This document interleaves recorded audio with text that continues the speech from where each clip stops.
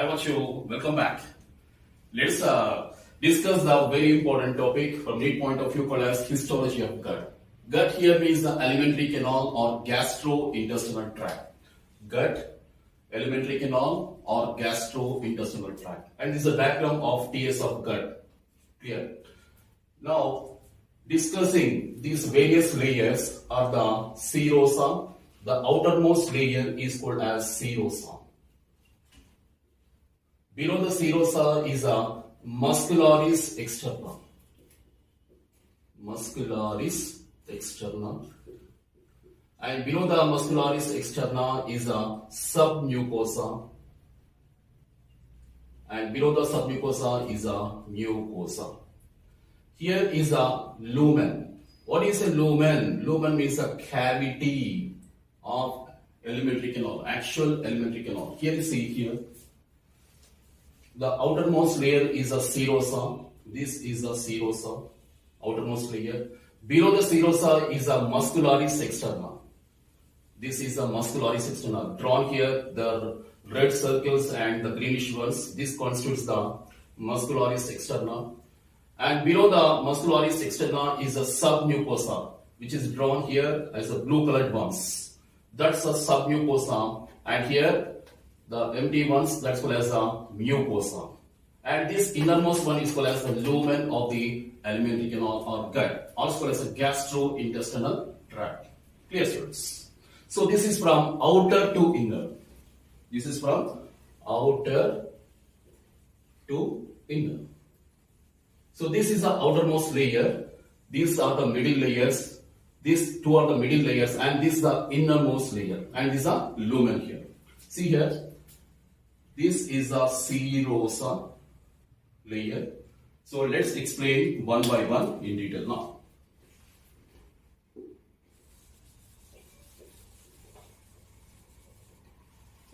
Serosa is the outermost layer. And it constitutes a simple squamous epithelium. Simple squamous epithelium called as mesothelium.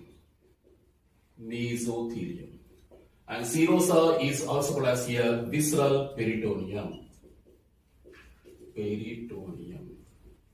Because two peritoneum are there, parietal and visceral. Here the serosa is nothing but here the visceral peritoneum. Okay, and it's nothing but here which is simple epithelium here called as simple squamous epithelium called as a mesothelium. Okay, students. So this is the outermost layer. Below the serosa, what is present? Below the serosa is a muscularis externa. The second layer is called as muscularis externa. Muscularis. Why muscularis, bacho? Muscularis because it contains the smooth muscles.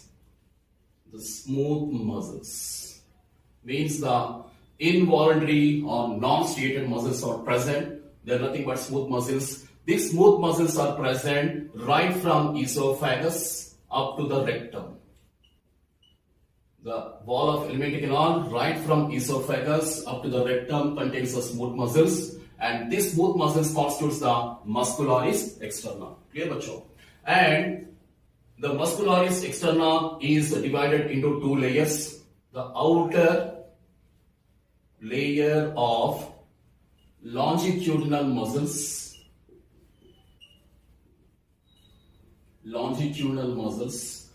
and inner layer of circular muscles. Inner layer of circular muscles.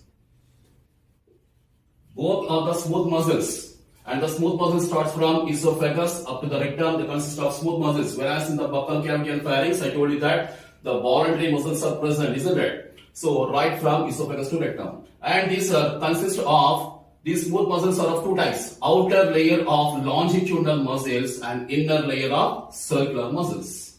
So where are these longitudinal muscles in our diagram here?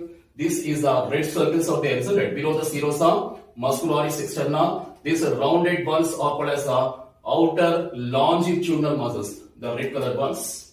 And here the green colored ones which are drawn here are the inner circular muscles. Inner circular muscles. and both constitutes the muscularis externa. Muscularis externa here. So this is the longitudinal muscles, for example. This is the longitudinal muscles. This is the serosa. And here, this is the longitudinal muscles.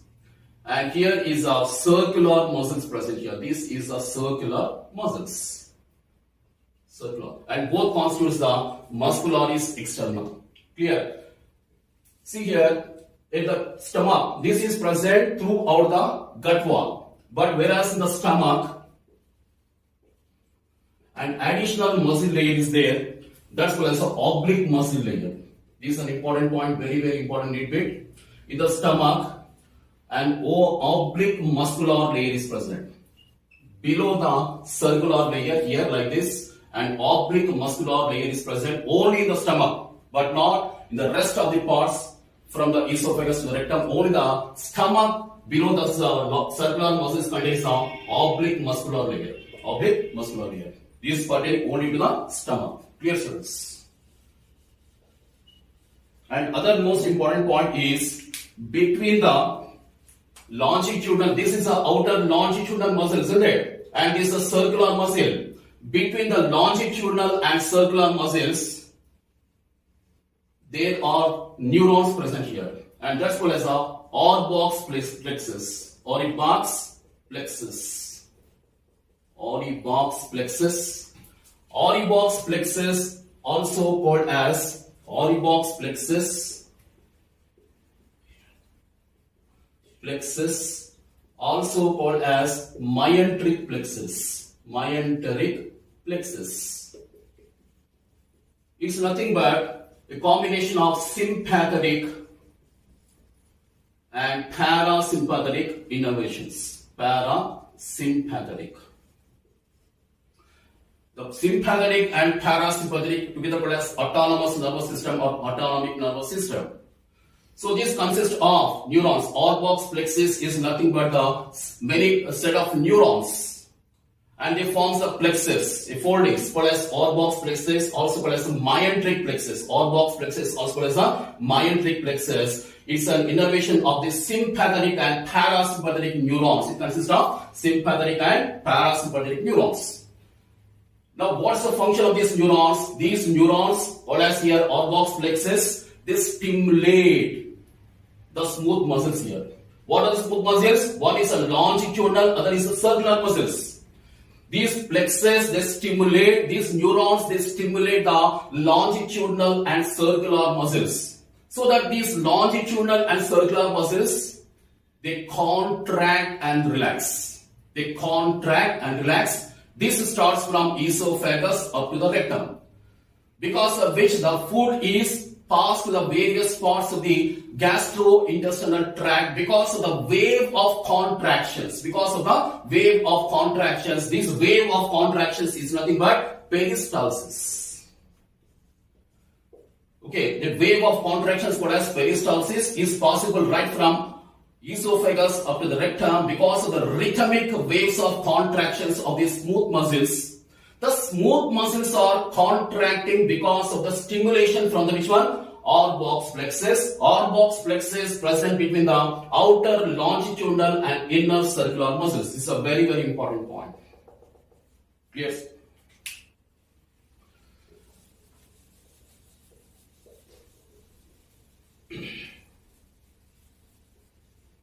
And below the circular and muscles, what is present? Submucosa is present here. This is a muscularis externa serosa. Below serosa is a muscularis externa. Outer longitudinal and inner circular muscles. Below this inner circular muscles, the layer called as submucosa is present. Here, blue color diagram is blue color is drawn. That's called as submucosa layer. So where is the submucosa layer present? Below, immediately beneath the smooth muscles here, that is muscularis externa. Muscularis externa.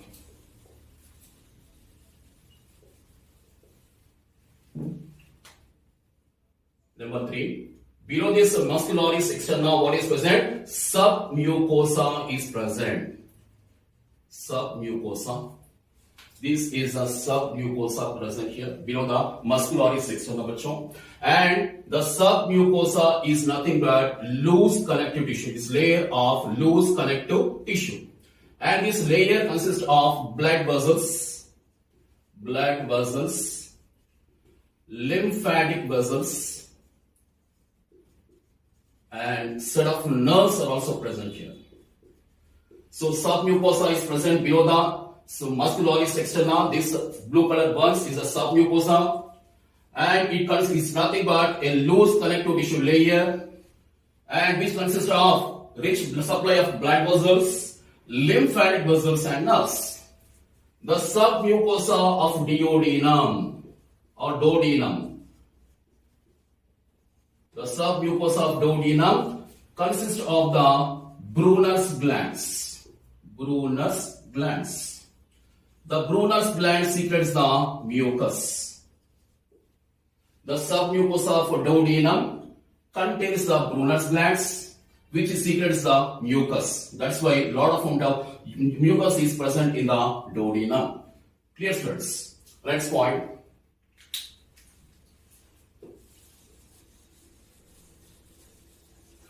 The submucosa layer also consists of the plexus here called as mesenteric plexus. Mesenteric plexus.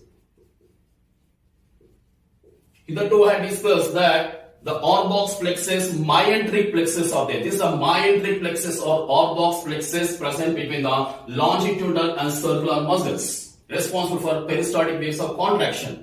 And it consists of the sympathetic and parasympathetic nervous system we have discussed. And here is the mesenteric plexus, a sort of plexus neurons present in the submucosa. That's why it's called as submucosal plexus. Mesenteric plexus is also called as a submucosal plexus because it's present in the submucosal layer, but not in the other layers. So that's called as a mesenteric or submucosal plexus. So it also consists of here, just like the Auerbach's plexus, here also sympathetic and parasympathetic innervations are present.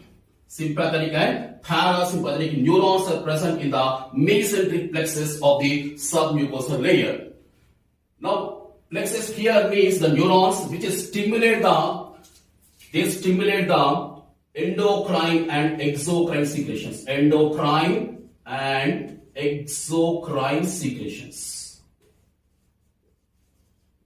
So, mesenteric plexus present in the submucosa, hence it is called as submucosal plexus, contains the neurons of the sympathetic and parasympathetic nervous system, and these neurons stimulate the endocrine and exocrine secretions. What is an endocrine secretion? Hormones. What are the hormones present in the gastrointestinal tract? Gastrin hormone, enterogastrone, cholecystokinin. Isn't it? And instead of secreting, other enzymes are present here. These are called as endocrine secretions, which are necessary for digestion, isn't it? Because they stimulate the digestive juices. And this endocrine secretion is stimulated, that is hormones are stimulated because of the mesenteric plexus. Next one is the exocrine secretions. Various digestive secretions are also under the control of this mesenteric plexus. That is, what's the function of this mesenteric plexus? The mesenteric plexus are responsible for endocrine and exocrine secretions. And the mesenteric plexus are present in the submucosal layer. Hence, it is called as the submucosal plexus here, as different from the Auerbach's plexus. This is different, this is different. Clear, students? And that's all about the submucosal layer, bacho. And the innermost layer is called as the mucosal layer.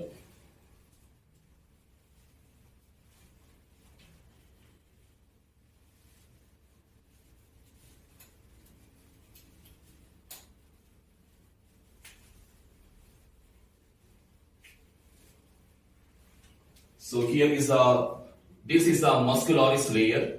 Outermost layer is the serosa muscularis layer.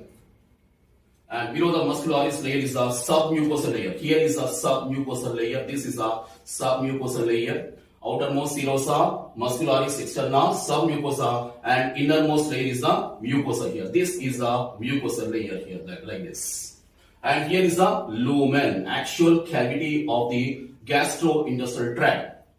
This is the lumen, that is cavity of the alimentary canal. So here we are discussing that this is the submucosa and this is the mucosa. So where is the mucosa present? It's present below the submucosa. That is, the mucosa layer is in direct contact with the lumen. See here, this is the mucosa layer. I am drawing here dots. This is the mucosa layer. Mucosa layer. The mucosa layer is in direct contact with the lumen. This is the lumen. That is cavity here. This is the lumen and this is the mucosa layer. Now let's discuss the mucosa. Mucosa, as the name indicates, why is called as mucosa? Because large amounts of mucus is secreted here because of the presence of the goblet cells. Goblet cells are present in the mucosal layer, which secretes the mucus. Mucus secreting goblet cells are present in the mucosal cell here. What the question is, why the mucosa is containing the goblet cells? Why the mucus is formed? Because you see here, this mucosal layer is in direct contact with the lumen, actual cavity of the alimentary canal. In the alimentary canal, many digestive enzymes are secreted. Many digestive secretions which contains enzymes. The enzymes can digest not only the food but also the wall of the alimentary canal. It's not happening much. Why? Because the mucosal layer which contains the goblet cells releases the mucus which protects the wall of the alimentary canal from the digestive action of the enzymes. And also the mucus which is present here is also necessary for lubrication of the food. That is easy passage of the food. The two functions are assigned to the mucus which is secreted by goblet cells in the mucosal layer here. Okay students. That is the first point. Next point. The mucosa in the stomach. The mucosa in the stomach. How the mucosa layer is in the stomach, let's discuss now. The mucosa here is the stomach layer, esophagus, here stomach. This is a mucosa layer in the stomach, which is thrown into the folds like this. Which is thrown into the folds here, which are present throughout the stomach here like this. These folds, inner folds are called as rugae. Irregular inner folds in the stomach of the mucosa, that is mucosa which is thrown inside into the irregular folds. These are called as gastric rugae. Gastric rugae. Between the rugae, microscopic structures are present. They are called as gastric glands.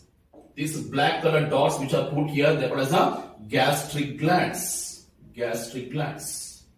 The gastric glands releases the gastric juice. Gastric glands releases the gastric juice which is necessary for digestion of food in the stomach. So that's all about the mucosa of the stomach here. Now the mucosa of the small intestine.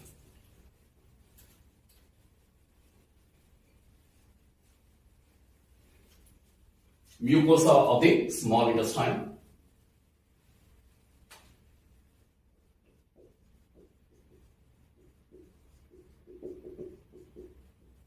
The mucosa of the small intestine is thrown into the folds called as villi. The finger-shaped structures called as here, the villi are present here. These are called as villi. Single one is called as villus, more than one or the that's why villi. So the finger-shaped structures called as raised structures here like this. The projections here they are called as the villi. The mucosa in the small intestine, which consists of duodenum, jejunum, and ileum, is thrown into the finger-shaped structures called as villi. Among these villi, many columnar epithelial cells are there. The columnar epithelial cells, they give rise to the microscopic structures here like this. These are called as the microvilli. Microvilli. I repeat, columnar epithelial cells which line the villi. The plasma membrane of these cells have the projections, extensions called as the microvilli. The microvilli, they form the brush border surface. They form the brush border surface. And this brush border surface contains enzymes called as the brush border enzymes. Brush border enzymes. The brush border enzymes are nothing but disaccharidases. disaccharidases. Sucrase, maltase and lactase. 3 disaccharidases are there which are necessary for digestion of the disaccharides. These are called as brush border enzymes present in the brush border surface of the microvilli. Isn't it? So villi lined by columnar epithelial cells, their plasma membrane has a projections or extensions called as microvilli. The microvilli contains forms a brush border surface, and this brush border surface contains the brush border enzymes called as the disaccharidases. And among these villi, certain crypts are present called as crypts of Leberkuchen, like this. Certain crypts or depressions like surfaces are there. These are called as the crypts of Leberkuchen. Crypts of Leberkuchen. Crypts means the depressions here, the downward depressions here. Just like between the two mountains there is a valley, isn't it? The same way here, these are like mountains, for example, villi. Among these ones, certain depressions are there like this, which are drawn with the black here. And this is called as crypts of Leberkuchen. These crypts of Leberkuchen releases the intestinal juice. Intestinal juice or succus entericus. So, crypts of Leberkuchen of the small intestine here. That's all about the mucosa of small intestine. Among these villi, here many numerous infoldings called as the blood capillaries are present here. These are called as the blood capillaries. Very large capillaries there, and that's called as the lacteal. So what is a lacteal? The lymph capillary of the intestinal villi. The lymph capillary of the intestinal villi is called as lacteal. This lacteal is useful for the fat absorption. Absorption of the fat. So among these villi, many capillaries are present, lymphatic capillaries. Very large capillary of the intestinal villi is called as lacteal. These lymphatic capillaries, especially the lacteal, is useful for fat or lipid absorption, because the fats cannot be directly absorbed into the blood. They have to be joining the main blood circulation only through the lymphatic system. Hence, these fat molecules after this digestion cannot be directly absorbed. Hence, they enter the lymphatic system here. And in this one, the lacteals are very much useful for fat absorption. Okay, and that's all about the mucosa of the small intestine. And this mucosa of the small intestine is divided into 3 layers again. The mucosa of the small intestine is divided into 3 layers again here. The outermost layer is called as muscularis mucosa. Muscularis mucosa. And below this one is the lamina propria. Lamina propria. A layer called as the lamina propria is present. And the innermost layer is the, of course, epithelium always. This is the epithelial layer. So this is the epithelium. Epithelium is a tissue which consists of epithelial cells. So that is a simple epithelium is present here, called as mucosal epithelium, because it is present in the mucosa, isn't it? That's why it's called as the mucosal epithelium. Mucosal epithelium. I repeat here, the mucosal layer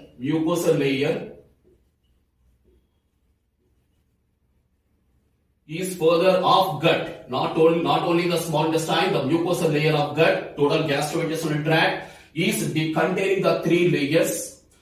Outermost layer of mucosa of gut is called as muscularis mucosa, and the middle layer beneath the muscularis mucosa is the lamina propria, and innermost layer of the muscular layer of gut is called as mucosal epithelium. So what is a muscularis mucosa? As the name indicates, it is containing the smooth muscles again here. Smooth muscles. So this is different from the here inner circular and outer longitudinal muscles, muscularis externa. This is different. Muscularis mucosa is different from muscularis externa. That's why it's called as externa. Why externa? Because this muscle layer is present outside. That's why this muscularis externa, this inner layer of muscles here called as mucosal layer here. Okay. And this muscularis mucosa here. Below the muscularis mucosa, which consists of smooth muscles, below this one is the lamina propria. Lamina propria. This lamina propria is a connective tissue layer. And this connective tissue layer consists of mucosal associated lymphoid tissue, which is a secondary lymphoid organ associated with the lymphatic system. So the lamina propria is present below the mucosal layer here, muscularis mucosa. Below this one is the lamina propria, and below the lamina propria, the innermost layer is called as which one? Mucosal epithelium. So the mucosal layer of gut, outermost layer is a muscularis mucosa. Below which what is present? Lamina propria. Below the lamina propria, the mucosal epithelium is present. So lamina propria is a connective tissue layer which is associated with the lymphatic system because it contains the mucosal associated lymphoid tissue. Why mucosal associated? Because it is present in the mucosal layer. That's why mucosal associated lymphoid tissue here. Okay, what is the innermost layer here called as the mucosal epithelium. So let's discuss now the mucosal epithelium. The mucosal epithelium is nothing but simple epithelial tissue right from buccal cavity, pharynx, esophagus, okay, and consists of simple non-keratinized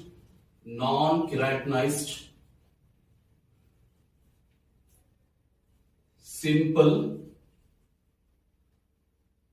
squamous epithelium. So stratified non-keratinized simple squamous epithelium present in the pharynx, esophagus and buccal cavity, and also anal canal. Next one is the stomach and small intestine and large intestine. That is total intestine here. The stomach and intestine consist of simple columnar epithelium. Both are simple epithelium only, but there is a variation. This stomach and small and large intestine consist of simple columnar epithelium, whereas the rest of the parts, they consist of the stratified non-keratinized simple squamous epithelium here. Okay, students, that's all about this here. And this is the actual cavity here. That is, this one is a mucosa, isn't it? This is a mucosa. Here, what is present? This is the outermost layer here called as the muscularis mucosa. What is present? This is the muscularis mucosa. Below the muscularis mucosa, what is present? Lamina propria, and here is a layer of epithelial tissue here. That is epithelial tissue, simple epithelium here. Okay, simple epithelium or mucosal epithelium is directly in contact with the lumen. Simple epithelium is in direct contact with the lumen of the gut here. And what's the function of this simple epithelium? It is useful for secretions, absorption, digestion and absorption of food. Digestion and absorption of food here. These are the functions of the simple epithelium which is lining the lumen of the gastrointestinal tract virtue. Okay, students, all of you. That's all regarding the mucous, total gut. That is TS of gut here. The histology we'll be discussing here. In the next class, we'll be discussing with the digestive glands. Okay, students, all of you. Hope you enjoyed my session, all of you. Bye, students, all of you.